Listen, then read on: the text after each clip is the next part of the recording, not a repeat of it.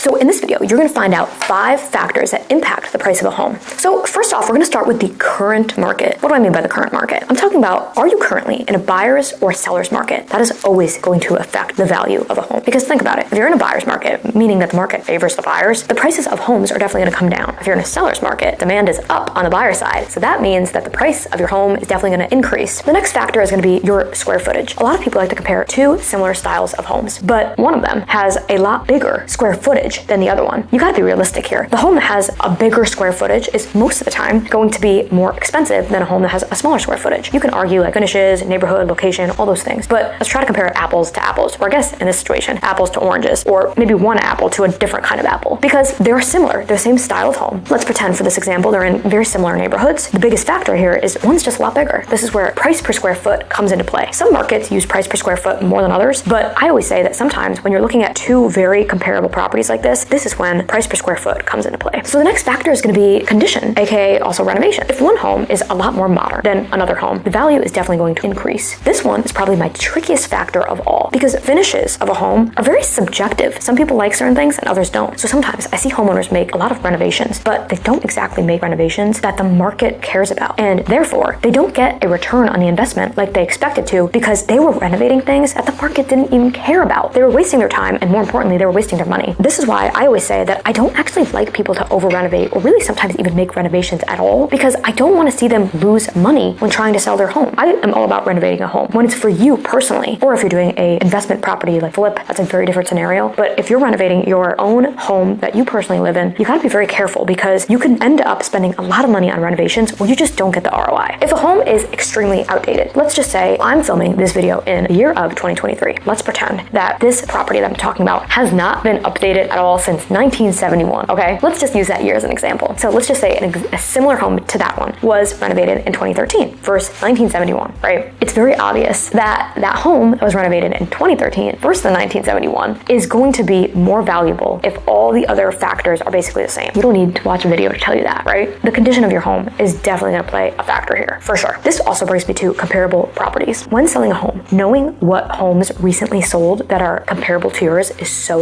important. And there are so many homeowners that have absolutely no idea what's even going on in their market with similar homes. And this sets them up for disaster, because if you don't know what's going on in the market, how can you know how to properly price and market your home when you're trying to sell? So when I'm looking at comparable properties when selling a home, I share as much information as I can with the homeowner. And that's because I want them to know what's going on in the market so that we can look at what these other very comparable homes are selling for. Because if they got a certain price, you're most likely going to get the same price as well. The other factor here is going to be days on market. This one only comes into play when you're currently on the market, because what days on market means is how many days has your home been on the market. Think about it. If a home has been on the market for less than 7 days, meaning it's a new listing, how exciting is that to a buyer versus a home that's been on the market for 180 plus days? Night and day, right? Is that buyer going to be excited about the 180-day home, or the one that's been on the market for less than 7 days that they haven't seen yet? Probably the 7-day one versus 180 days. That's just how human psychology works. If a buyer sees a home sitting on the market for a long time, they think, okay, wait, what's wrong with this property? Everybody does it. And the same situation with really just buying anything in life or making decisions on anything in life. And if you're watching this video, I know if you were purchasing a home, you would think the same exact thing about those different days on markets. This is why I always say that the first 2 weeks on the market is so crucial, because that is when you're going to get the most interest, the most eyeballs on the home. You have to come out of the gate really strong. So those are 5 factors that are definitely going to impact the price of your home. So I would love to know what factors here have impacted your personal home the most, or do you have any questions on anything else that you think might impact the price of your home? As always, I just love hearing from you guys.